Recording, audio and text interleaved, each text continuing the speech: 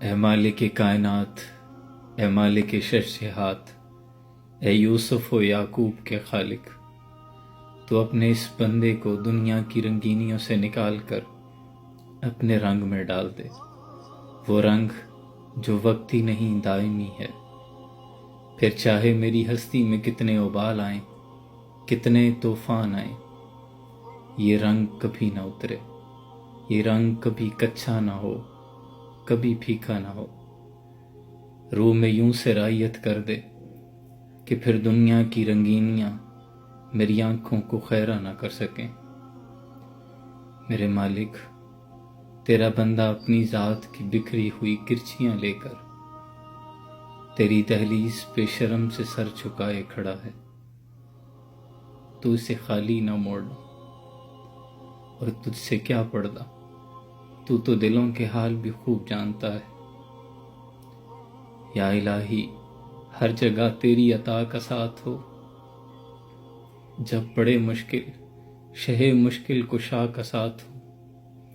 یا الہی، بھول جاؤں نزاع کی تکلیف کو، شادی دیدار حسن مصطفیٰ کا ساتھ ہو۔ یا الہی، جب زبانیں باہر آئیں پیاس سے، حوض کوثر شہ جود و عطا کا ساتھ ہو۔ یا الہی، جب سر شمشیر پر چلنا پڑے، رب سلم کہنے والے غمزدہ کا ساتھ ہو۔